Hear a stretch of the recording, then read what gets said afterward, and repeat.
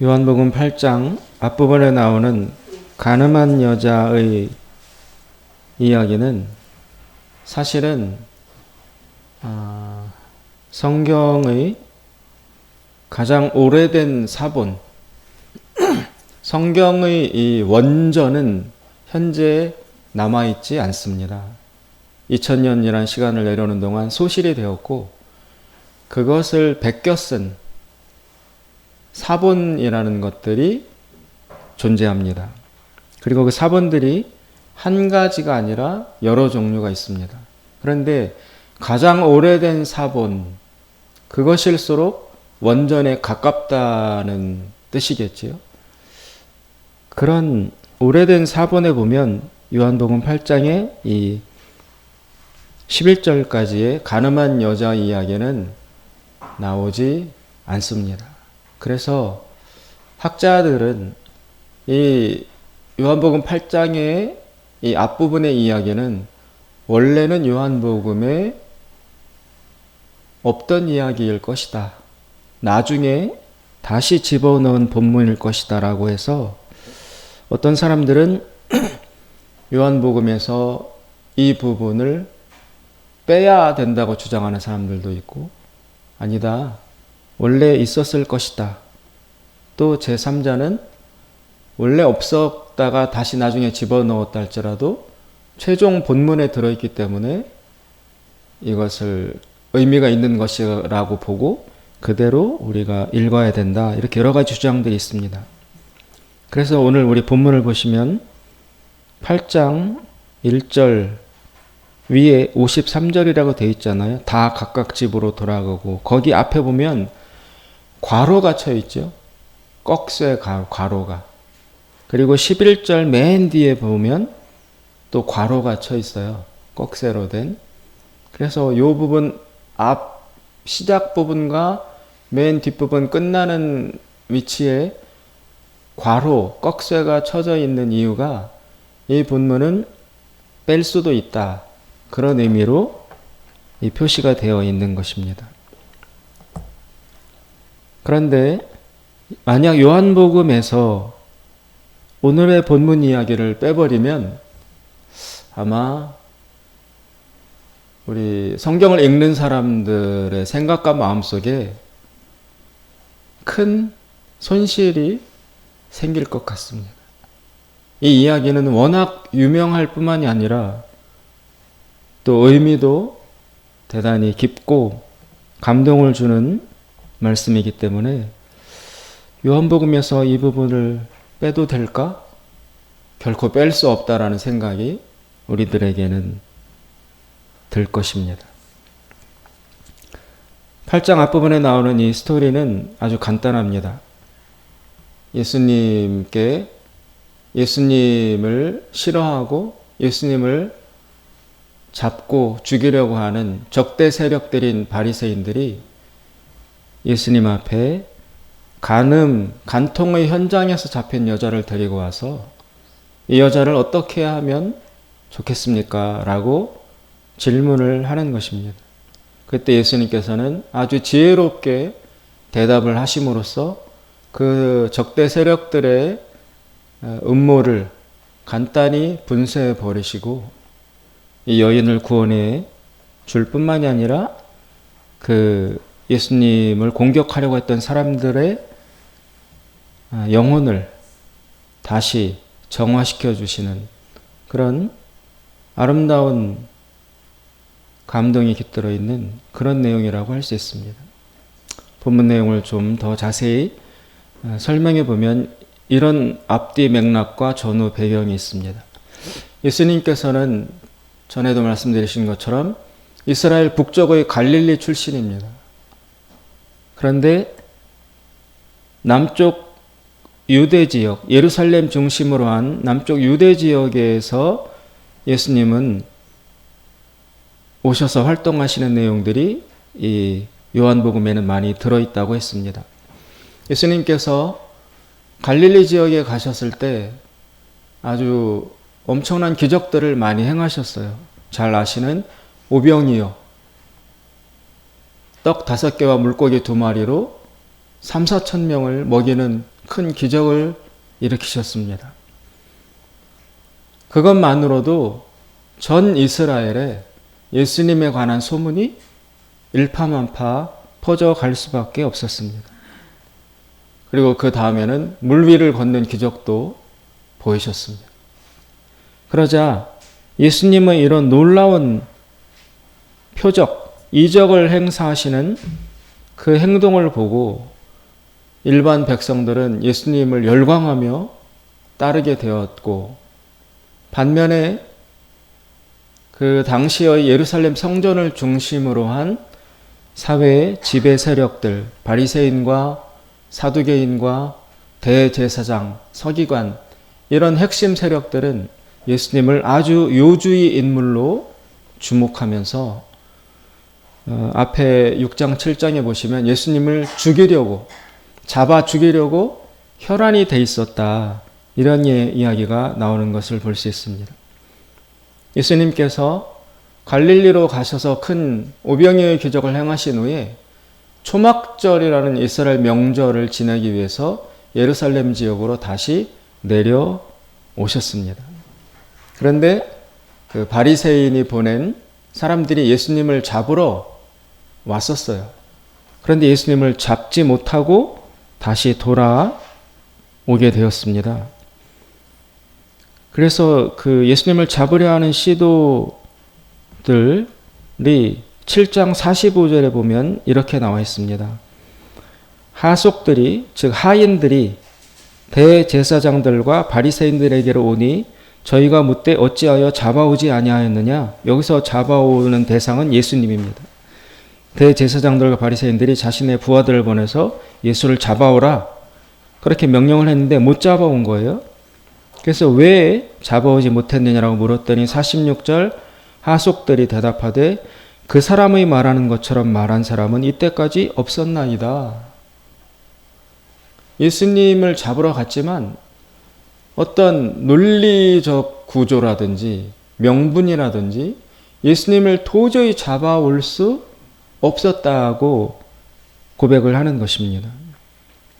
그래서 예수님은 그렇게 자신을 잡으려 하는 여러 시도들을 피해가면서 지금 예루살렘을 왔다 갔다 하시는 것입니다. 그래서 그 잡으러 온 사람들과 실랑이를 하는 도중에 예루살렘 성전에서 초막절 기간 동안 말씀을 가르치셨어요.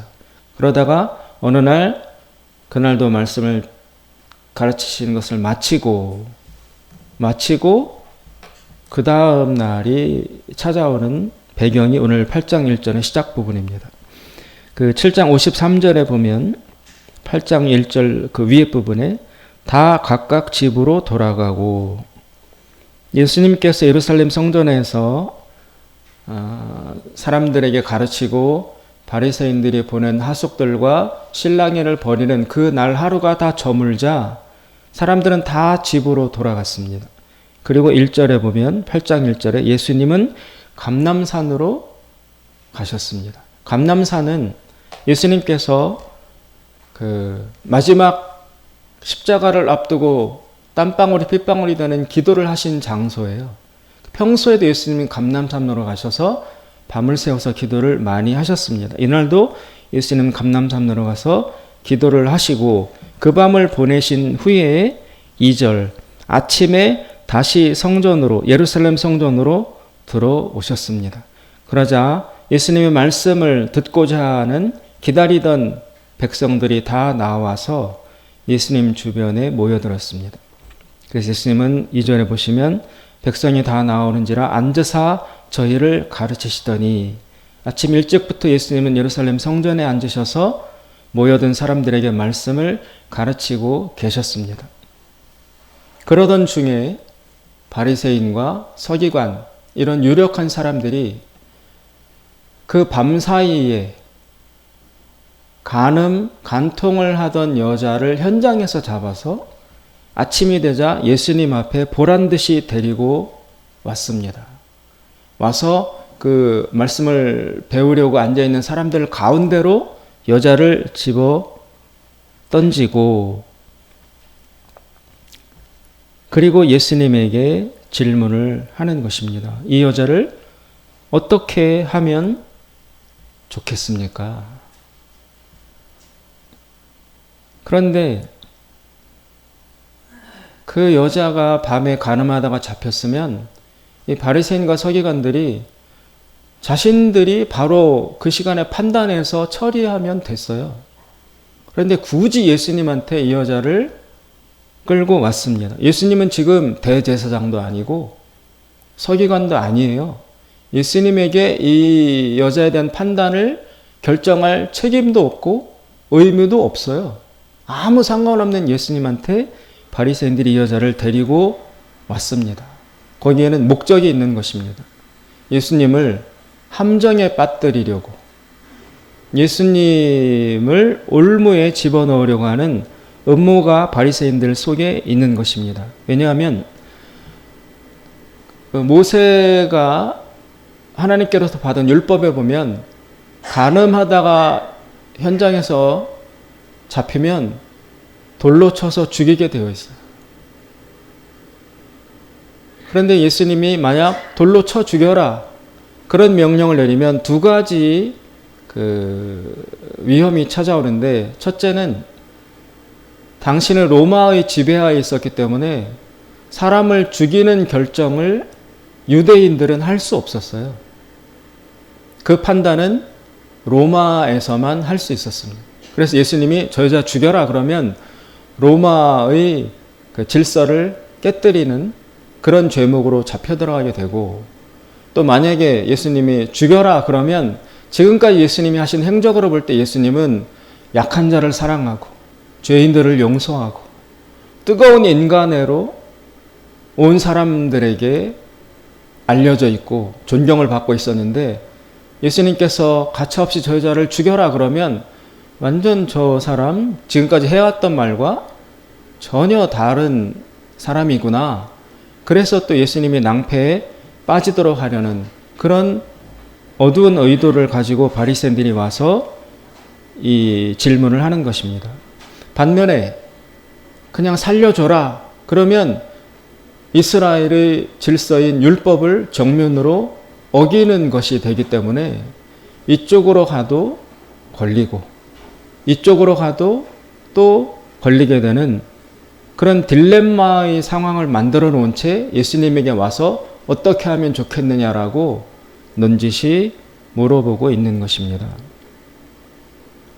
바리새인들은 눈에 가시 같은 예수님을 이렇게 저렇게 잡으려고 그동안 많이 시도해 왔지만 잡을 수가 없어서 이제 요 밤 사이에 예수님을 함정에 빠뜨릴 음모와 괴계를 꾸미고 이 여자를 어떻게 잡았는지 모르지만 이런 딜레마적인 상황을 만들어서 의도해 가지고 예수님에게 데리고 와서 예수님에게 던진 것입니다. 그러니까 바리새인들은 지금 어떤 그 허위 의식에 차 있다고 할 수 있습니다. 그런데 이런 바리새인들의 악한 시도 앞에서 예수님께서 아주 놀라운 대답을 하십니다. 잘 아시는 것처럼 너희 중에 죄 없는 자가 먼저 돌로 쳐라. 율법에 의하면 그 현장을 목격한 증인들이 제일 먼저 돌을 들어 치게 돼 있습니다. 목격한 장본인 증인들이. 지금 이 사람들이 와서 다 돌을 들고 기세등등 이 여자를 죽이려고 서 있을 때 예수님께서 그들이 전혀 생각지도 못했던 제3의 대답을 하심으로써 그 바리새인들과 서기관들의 분노와 괴계를 일순간에 잠재우신 것입니다. 너희 중에 죄 없는 자가 먼저 돌로 치라. 이 말씀 속에는 정말 엄청난 지혜가 들어 있습니다. 신적인 지혜라고 할 수 있습니다. 따라서 예수님이 이 세상에 사시면서 결코 지혜가 부족하거나 능력이 없거나 그렇게 해서 죽으신 것은 아니라는 것을 알 수 있습니다. 이 상황 가운데 너희 중에 죄 없는 자가 먼저 돌로 쳐라라는 이런 발상과 이런 반격을 과연 인간의 차원에서 해낼 수 있을까? 저는 이런 생각이 듭니다. 정말 허를 찌르는 거죠. 이것은 하나님으로부터 올 수 있는 신적인 지혜가 아니고서는 이런 대응을 할 수 없을 것이다 라고 느껴집니다. 따라서 이 한 단면으로만 봐도 예수님이 실력이 부족해서, 지혜가 없어서, 아니면 능력이 약해서 결코 십자가에서 힘없이 죽으신 것은 결단코 아니라는 사실이 드러납니다. 그렇게 보자면 예수님은 이런 지혜가 있으셨는데 왜 죽으셨나? 그런 의문을 갖게 됩니다. 예수님은 헛된 죽음, 약해서 코너에 몰려서 마지못해서 맞이한 무력한 죽음, 이런 것이 아니라 예수님이 목적을 가지고 계획과 의도를 가지고 스스로 죽은 것이라는 사실을 알 수 있습니다. 그것이 어디에 나있냐면 20절에 보시면 20절에 이 말씀은 성전에서 가르치실 때 연복궤 앞에서 하셨으나 잡는 사람이 없으니 이는 그의 때가 아직 이르지 아니하였음이러라.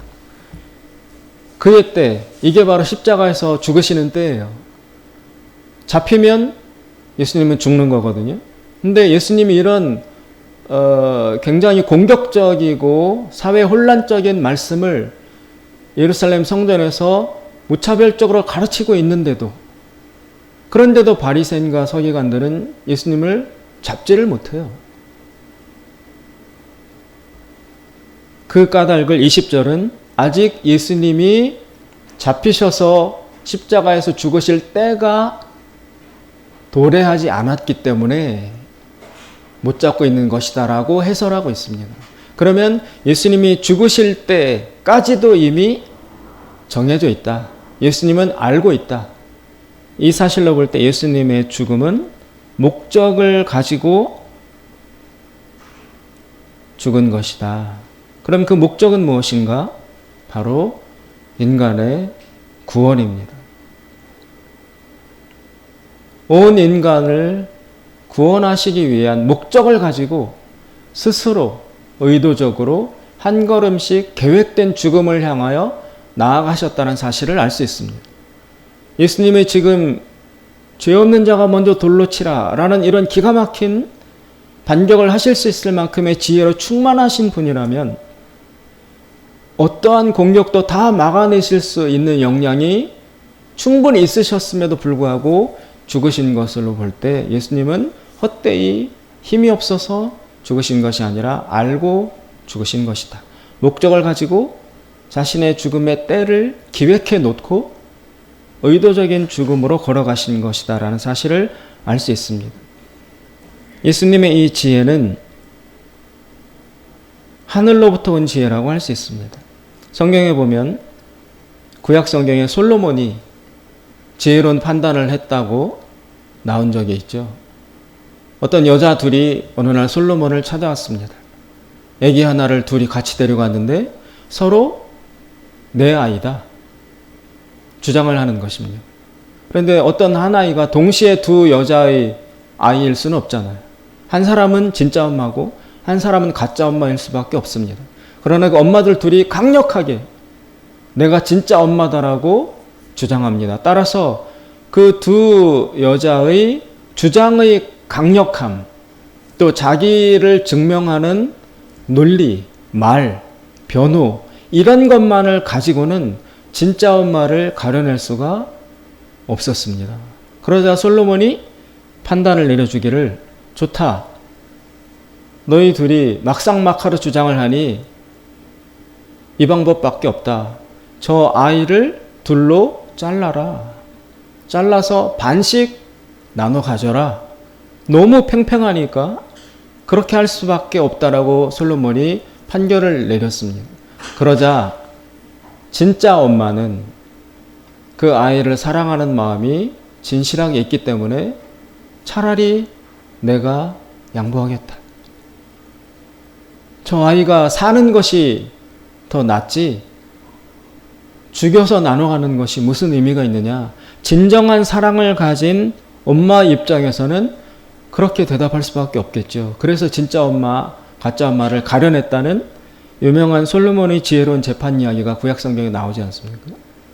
그 솔로몬의 지혜도 하나님께서 주신 지혜예요. 솔로몬이 하나님에게 소 1000마리를 바치면서 1000번제를 드리고 났을 때 하나님이 나타나셔 솔로몬에게 너가 무엇을 원하느냐? 달라는 대로 주겠다 했을 때 솔로몬이 구한 게 지혜를 달라고 했었어요. 그때 하늘로부터 받은 지혜의 근거에서 솔로몬이 그런 판단을 할 수 있었던 것처럼 오늘 예수님이 하신 이 지혜로운 반격도 오직 하늘로부터 하나님으로부터 밖에 올 수 없는 그런 천상 수준의 지혜라고 할 수 있습니다. 이런 지혜 이것이 과연 우리 인간에게 있는가? 그것이 참 큰 문제가 됩니다. 셰익스피어라는 영국의 대문호가 쓴 유명한 베니스의 상인이라는 이야기가 있습니다. 거기 보면 이런 얘기가 나옵니다. 샤일록이라는 아주 악독한 고리대금 업자가 있었어요. 샤일록. 근데 어떤 안토니오라는 사람이 자신의 친구를 돕기 위해서 이 샤일록에게 돈을 빌려요. 그런데 그때 샤일록이 평소 그 안토니오라는 사람이 자기를 유대인이라는 이유로 막 핍박하는 그런 것들에 앙심을 품고 이런 서약서를 씁니다. 만약 당신이 나에게 돈을 못 갚을 경우에는 이런 걸로 갚아라. 어떻게 갚느냐? 돈 빌려간 안토니오라는 사람의 살덩어리 1파운드, 뭐 우리로 치면 한 1kg, 뭐 그 정도, 1파운드를 내가 떼어가겠다. 돈 대신 그걸로 받아가겠다라는 각서를 씁니다.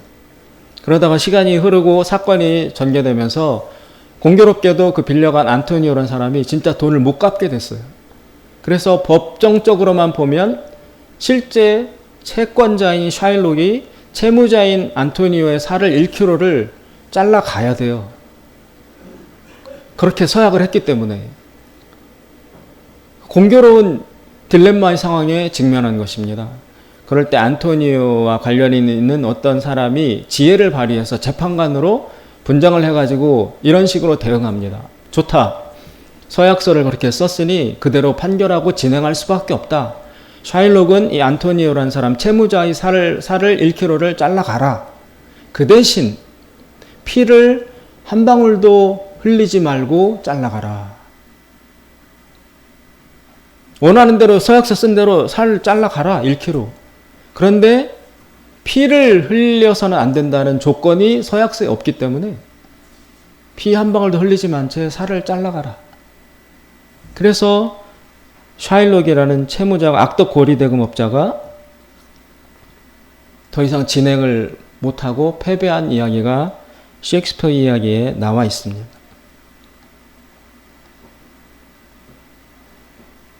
이 지혜라는 것이 일순간에 모든 상황을 평정합니다. 지혜는 하나님에게서 오는 것입니다. 그러면 그 지혜는 있는 것과 없는 것이 어떤 차이를 낳느냐? 지혜가 없을 경우, 지혜가 있는 경우, 그것은 정말 극과 극의 차이를 낳고 천국과 지옥이라는 큰 격차를 산출하게 됩니다. 오늘 본문 말씀에 보시면 아까 말씀드린 것처럼 바리새인들이 또 서기관들이 예수님을 함정에 빠뜨리기 위해서 가늠하다 잡힌 여자를 끌고 와서 예수님에게 질문을 합니다. 그때 이 사람들이 예수님 앞에 이 일을 행하는 명분이 있습니다. 명분이. 명분이 뭐냐 하면 4절에 보시면 예수께 말하되 선생이여 이 여자가 간음하다가 현장에서 잡혔나이다. 모세는 율법에 이러한 여자를 돌로 치라 명하였거니와 선생은 어떻게 말하겠나이까. 이 바리새인들은 지금 정의를 표방하고 있습니다. 이 여자 분명히 간음하는 큰 죄를 저질렀다. 이 여자를 처리하는 것이, 심판하는 것이 정의를 실현하는 것이다. 이런 여자에게 심판을 행하지 아니하면 사회가 도덕적으로 흐려지고 무질서가 된다. 그러니 이 여자를 반드시 심판해야 된다. 라는 대의 명분, 큰 대전제를 주장하면서 예수님에게 어떻게 해야 되겠느냐 물어보고 있습니다. 이 사람들은 지금 정의를 내세우고 있습니다. 정의. 올바름, 의로움. 이 여자를 그냥 두면 정의가 무너진다. 그렇게 입에 거품을 물고 예수님에게 와서 주장을 하고 있습니다. 그러나 이들이 지금 주장하는 그 정의는 이 사람들의 진짜 목적이 아닙니다. 이 사람들의 진짜 목적은 사회의 정의를 실현하겠다. 그래서 이 여자를 심판해야 된다가 아니라 이 여자를 도구로 활용해서 예수님을 몰락시키겠다. 그게 이 사람들의 진짜 의도와 목적이에요. 이 사람들의 목표는 예수님을 잡아 죽이는 거예요. 그런데 그 일이 잘 안 되니까 이 여자를 도구로 활용하여 예수님을 잡으려고 하는 것이죠. 따라서 정의가 이 바리새인들에게 의해서는 지금 도구로 전락하고 있습니다. 저 도구적 정의로 이용되고 있는 것입니다. 이들은 정의가 진짜 목적이 아니라 권력을 얻기 위한 도구로서 정의라는 명분을 내세우고 있을 뿐입니다. 그런데 여러분, 정의라는 것은 결코 도구적 가치가 아닙니다. 정의는 그 자체로 옳고 추구되어야 하는 절대적 가치라고 할 수 있습니다. 정의라는 명분을 활용해서 다른 것을 얻겠다. 그런 식으로 이용되어도 좋은, 그런 식으로 사용되어도 좋은 도구적 가치가 결코 아니에요. 만약에 정의가 우리 사회 속에서 그런 도구적 가치로 전락한다면 이 사회는 정의가 실현되지 않는 사회보다 훨씬 더 혼란스러워지고 훨씬 더 파괴될 수밖에 없습니다. 지금 바리새인들은 위선적인 허위 의식을 주장하고 있는 것입니다. 정의를 주장하지만 정의가 진짜 목적이 아닙니다. 이 사람들의 진짜 목적은 권력입니다.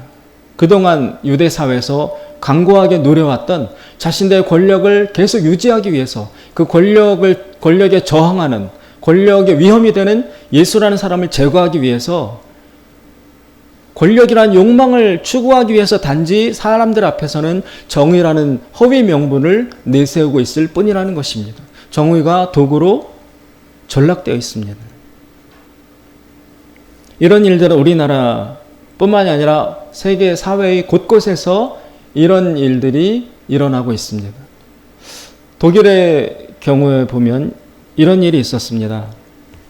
잘 아시는 것처럼 1940년도에 히틀러라는 전대미문의 악마와 같은 괴물과 같은 사람이 나타나서 유대인들을, 같은 인간을 600만 명을 학살시키는 엄청난 인간 범죄를 저지르는 일이 벌어졌었어요. 600만 명. 서울시 인구의 반 이상을 죽이는 거예요. 한 집단이. 그래서 그 대학살이 일어나고 난 다음에 전 세계적으로 큰 충격과 혼란 앞에 인류가 직면했습니다. 특히 지성인들이. 아니, 인간이 이렇게 악할 수도 있나? 인간으로서 이런 짓까지 저지를 수 있나? 이렇게까지 악한 짓을 저지를 수 있나? 인간 스스로가 큰 충격을 받았어요. 우리는 지금 그 사회가, 그 시대가 아니라 전에만 들어서 충격을 잘 못 느끼지만 그때 당시에 온 세계 지성인들은 큰 쇼크를 받았어요. 사람이 사람에게 이런 짓을 저지를 수 있다니. 그것도 집단적으로. 세계가 그런 혼란에 직면했을 뿐만 아니라 특히 그런 사건과 일이 일어났던 장본인인 독일이라는 나라의 지성인들은 정말 완전 패닉 상태, 완전 혼란 상태에 빠졌습니다. 어떻게 우리나라에서 이런 일이 일어날 수 있는가? 우리나라 사람이 이런 짓을 저지를 수 있는가? 그래서 독일의 지성인들이 큰 반성에 빠져들게 됐습니다. 그 사람들의 혼란과 그 낭패함은 이것이었습니다. 독일은 여러분 들어보셨는지 모르겠습니다만 헤겔이라는 위대한 철학자가 나타난 나라예요. 칸트라는 유명한 철학자도 독일 출신이에요. 그래서 그 사람들의 말이 아니 헤겔과 칸트가 태어나고 활동했던 철학의 나라인 이성의 나라인 우리나라에서 어떻게 이렇게 완전히 이성과 동떨어진 도저히 이성을 가진 인간이 하는 일이라고는 믿어지지 않는 반이성적인 이런 짓을 우리 헤겔과 칸트의 나라 사람이 이런 짓을 행할 수 있는가? 큰 자괴감에 빠졌습니다. 독일 사람들이 자랑하던 것이 바로 인간의 이성이었어요. 이성. 이성이 왜 드러나게 되느냐? 중세시대까지 여러분 기독교가 완전 유럽 문명을 정신 문명을 지배하고 장악하고 있었어요. 하나님의 뜻, 성경, 신의 의지. 그랬는데 그게 너무 억압적이었어요. 과학도 짓누르고 또 건전한 생각과 비판도 신앙의 이름으로 억누르고 그게 너무 지나치고 과도하다 보니까 그 밑에 짓눌려 있던 인간의 이성이 야 도저히 이것은 아무리 신앙이고 하나님이라고 해도 너무나 말이 안 되는 것을 오랫동안 비합리적으로 주장하고 눌러오니까 견디다 할 수 없어서 이성이 폭발을 일으켰어요.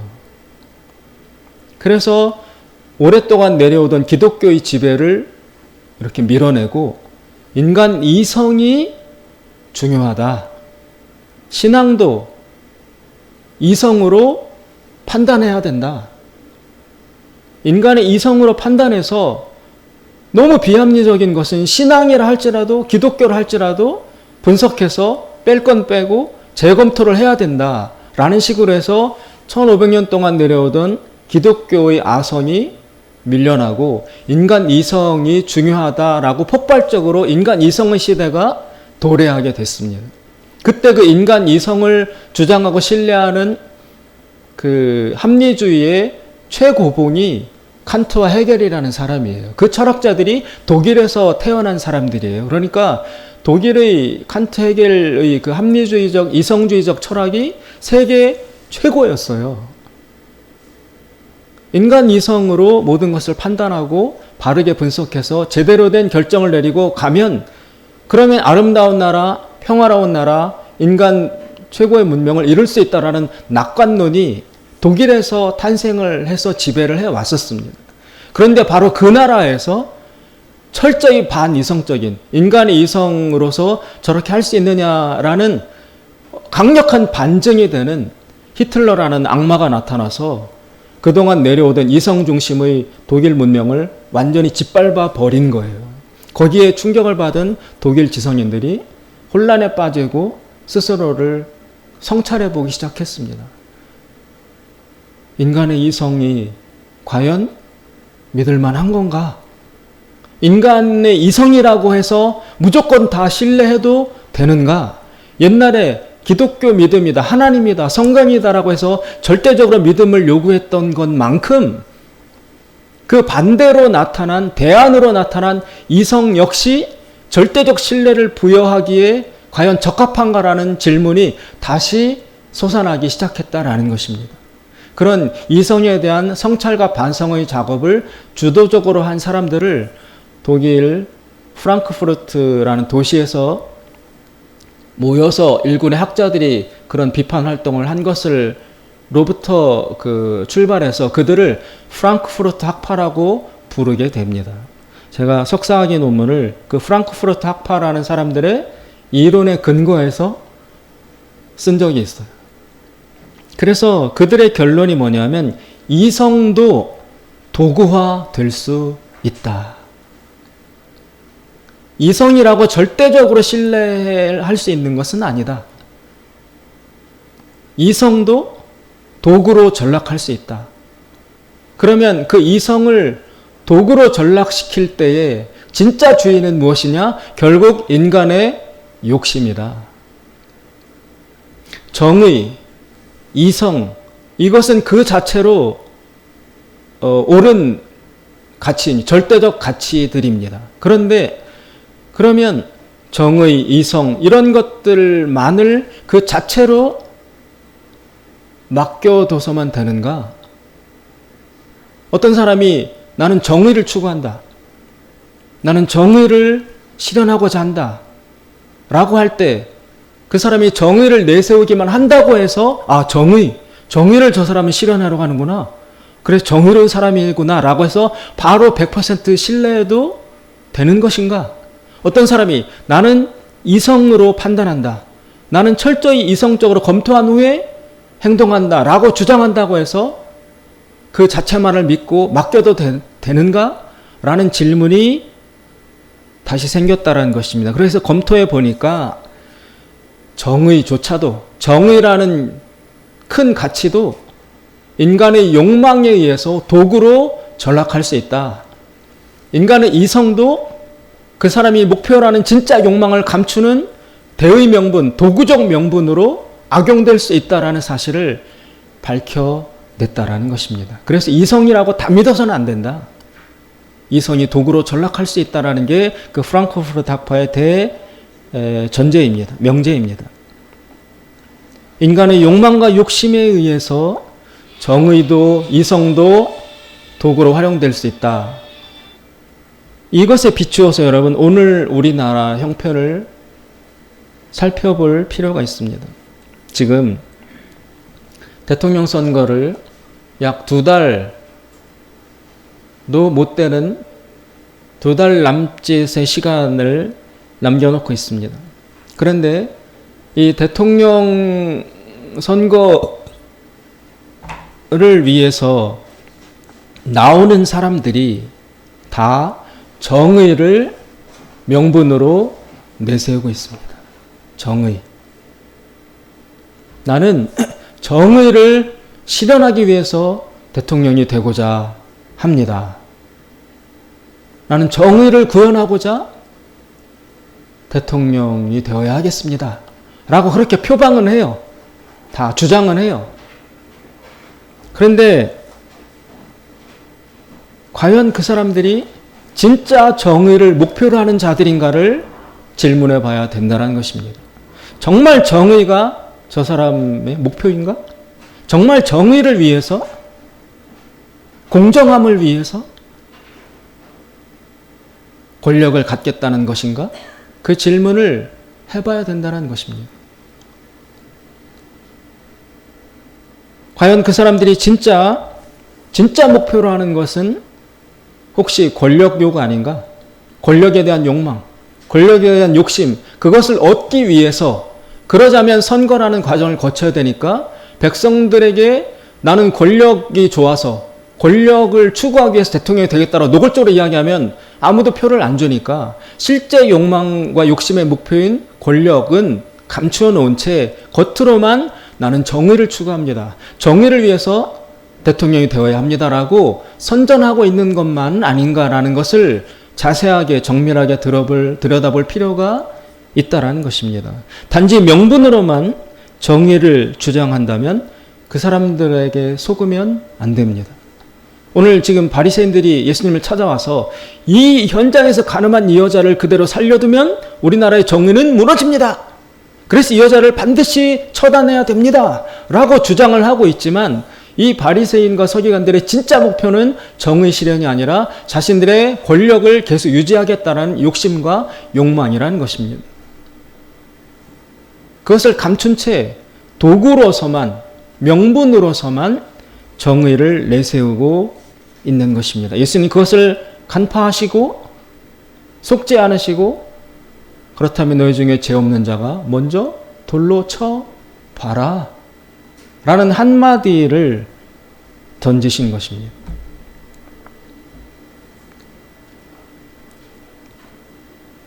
요한복음은 제2의 출애굽을 드러내고자 하는 의도가 깔려있는 복음서입니다.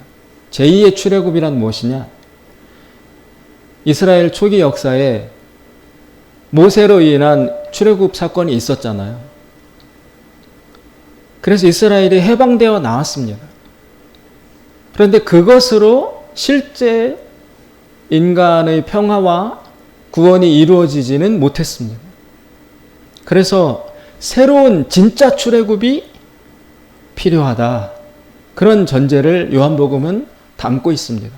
그 새로운 진짜 출애굽은 어떻게 이루어지느냐? 하나님의 아들인 예수님에 의해서 진정한 인간의 노예 상태의 애굽으로부터의 탈출이 해방이 출애굽이 이루어진다라는 의도를 요한복음은 담고 있습니다. 그래서 예수님을 옛날에 출애굽을 일으켰던 모세를 능가하는 제2의 출애굽의 주인으로 장본인으로 제시하고자 하는 목표를 가지고 있습니다. 그래서 그런 장치가 요한복음에는 많이 들어 있습니다. 예를 들면 공관복음서에서 마태복음 누가 복음서에는 여러분 예수님이 십자가에 죽는 날과 요한복음에서 예수님이 죽는 날이 달라요. 공관복음에서는 예수님은 유월절 날 십자가에서 죽으시는 것으로 나옵니다. 유월절 날. 그런데 요한복음은 유월절 전날 죽으시는 걸로 나와요. 유월절 전날에. 그 날짜가 달라요. 그러면 왜 요한복음은 유월절 전날에 죽으시는 것으로 예수님의 죽음의 날짜를 배치했느냐? 그 옛날 모세가 일으킨 출애굽 때 그리고 그 이후로 이스라엘이 대대로 지켜온 명절 6월절에 양을 언제 잡느냐면 6월절 전날 잡아요. 6월절 전날. 그래서 요한복음은 예수님이 6월절 전날 십자가 죽으시는 것으로 배치를 함으로써 예수님이 6월절 죽으시는 그 양이다라는 것을 드러내고자 하는 것입니다. 옛날 6월절에도 양이 죽었어야 했어요. 그 양의 죽음을 통하여 출애굽이 시작이 됐습니다. 마찬가지로 지금도 영적인 애굽으로부터 온 인류가 구원받을 필요가 있는데 그렇게 출애굽이 일어나려면 양이 죽어야 된다. 근데 그 양은 짐승 양이 아니라 하나님으로부터 온 하나님의 아들이신 어린 양이 죽어야 영적인 출애굽이 이루어진다. 그래서 예수님이 6월절 어린 양이시려면 6월절 날 양 잡는 그 시간에 예수님도 죽으셔야 하는 겁니다. 그래서 지금은 6월절 기간인데 실제로 6월절 양 잡는 그 시간에 예수님 십자가에서 죽으심으로써 예수님이 6월절 어린 양이다라는 것을 증명하기 위해서 요한복음은 예수님이 6월절 전날 양 잡는 시간에 십자가 죽으시는 것으로 배치되어 있습니다. 그런데 그것 말고 또 하나 지금 예수님의 죽음의 사건이 예수님이 오신 것이 제2의 진정한 출애굽이 되기 위해서는 또 하나의 조건이 필요합니다. 그게 뭐냐면 모세가 출애굽을 일으켰을 때 하나님께서 십계명의 돌판을 직접 쓰셔가지고 모세한테 주시는 사건이 있었어요. 하나님이 직접 쓰셔서 출애굽기에 나옵니다. 너 돌판을 들고 와라. 내가 직접 써서 너에게 주겠다. 계명을 써서. 그 얘기가 첫 번째 옛날 있었던 출애굽에 나옵니다. 근데 오늘 본문에 보시면 예수님이 그 바리새인들이 어떻게 하냐고 물었을 때 예수님이 쓰시는 장면이 나옵니다. 6절에 보시면 저희가 이렇게 말하면 고소할 조건을 얻고자 하여 예수를 시험함이로라. 예수께서 몸을 굽히사 손가락으로 땅에 쓰시니 예수님이 뭘 썼는지는 안 나타나 있어요. 뭘 썼는지는 전혀 몰라요.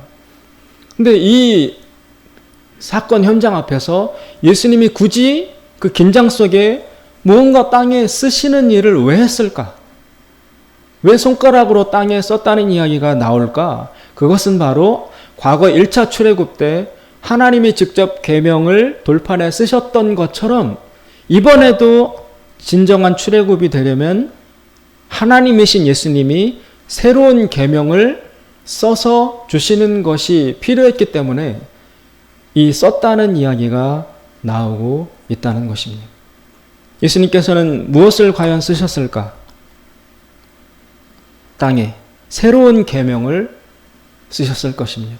그 새로운 계명은 다른 성경에 보면 예수님이 분명히 이렇게 말합니다. 내가 새 계명을 너에게 주노니 너희는 서로 사랑하라. 그래서 어쩌면 이 땅에도 서로 사랑하라, 용서하고 사랑하라라는 그것을 쓰시지 않았을까라고 짐작을 해보지만 무엇을 썼는지는 밝혀지지가 않습니다. 다만 이 쓰셨다는 행위를 굳이 예수님이 왜 하실까? 그것은 바로 지금 예수님을 통해서 어린 양이 죽는 제2의 출애굽 사건이, 영적인 진정한 구원의 사건이 일어남과 동시에 지금 허위의 도구로 사용되는 옛 율법을 다 폐기하고 다시 새로운 계명, 새 계명, 하나님으로부터 오는 새로운 계명을 주신다라는 그런 사건을 이루기 위해서 예수님이 땅에 쓰셨다라는 행동을 하시지 않았을까라고 생각을 하게 되는 것입니다. 사랑하는 여러분, 예수님이 주시는 새 계명, 서로 사랑하라. 그것이 이루어지려면 먼저 그 기초에 진실하라 라는 것이 선행되어야 합니다. 진실하지 않고서는 사랑할 수 없습니다. 진실하기 위해서는 우리 자신의 욕망, 그것을 은폐하고 공연히 정의가 어떻고 뭐가 어떻고 허위 명분들을 내세우는 이런 행위를 해서는 안 되는 것입니다. 예수님을 함정에 빠뜨리려 하는 이 인간에 대한 존엄성과 사랑을 잃어버린 채 자신들의 기득권과 욕망과 권력을 유지하고 차지하기 위해서 정의를 도덕 허위 명분으로 내세우는 이런 본말이 전도된 인간성을 상실한 바리새인들 앞에서 예수님은 진실을 회복해라. 그것이 되어야 진정한 사랑을 이룰 수 있다. 그것을 말씀하고 계신 것입니다. 그 예수님이 진실을 회복해라 라는 의도가 어디에 반영이 되어 있냐면 예수님이 죄 없는 자가 먼저 돌로 치라 라고 하셨을 때 나타난 결과가 그것을 입증하고 있습니다. 9절에 보시면 이런 결과가 나타납니다. 저희가 예수님의 죄 없는 자가 먼저 돌로 치라 이 말씀을 듣고 양심의 가책을 받아 어른으로 시작하여 젊은이까지 하나씩 나가고 지금 욕망에 붙들려 있는 자, 욕심의 노예가 된 자, 그래서 정의를 명분으로 내세우는 이 악한 자들은 양심이 굳어 있는 상태인 거예요. 양심이 잠들어 있는 것, 양심이 죽어 있는 상태인 것입니다. 양심이 살아나야 진실이 회복될 수 있고 진실이 회복되어야 서로 사랑할 수 있는 것입니다. 하나님의 말씀, 예수님의 말씀을 통해서 양심이 깨어나는 일이 벌어진 것처럼 이 시대에도 우리들에게도 이 양심의 깨어남이 먼저 선행이 되어야 할 것입니다. 이 혼란스러운 정치 사회적 우리나라 현실 속에서 무차별적인 선포와 주장과 약속과 내가 그 사람이다. 내가 국민들을 진짜 아끼고 내가 정의의 화신이고 나는 일평생 그렇게 살았고 앞으로도 정의를 위해서 내가 몸을 던질 것이라고 그렇게 말들을 하고 주장을 하지만 그 속에 감추어진 그 대의 명분 속에 들어있는 그 사람의 진짜 욕망이 무엇인지, 그것이 양심이 마비된 상태에서 나오는 허위 명분은 아닌지 그것을 우리가 살펴보아야 하는 것입니다. 예수님이 이르시는 새로운 출애굽 새 계명, 너희가 서로 사랑하라. 그것을 이루기 위해서 진실이 회복되어야 하고, 진실이 회복되려면 가장 먼저 근본적으로 하나님의 말씀을 통해서 양심이 깨어나는 것이 절대적으로 필요합니다. 거기에서 지혜가 나오는 것입니다. 기도하겠습니다. 자비로우신 하나님 아버지, 정의를 도구로 전락시키면서 인간의 이성을 도구로 왜곡시키면서 자신들의 욕망과 욕심을 추구하고자 하는 엄청난 인간 배신의 행위들이 이 나라에서, 세계 속에서, 우리 자신에 의해서 벌어지고 있습니다. 너희 중에 죄 없는 자가 먼저 돌로 치라 라는 이 준엄한 말씀 앞에서 우리 모두의 양심이 다시 살아나서 거짓 주장, 허위 명분, 남을 속이는 악한 행위들로부터 다 빠져나와 진실을 추구하는 우리 모두가 될 수 있도록 도와주시옵소서. 예수님의 이름으로 기도드리옵나이다. 아멘.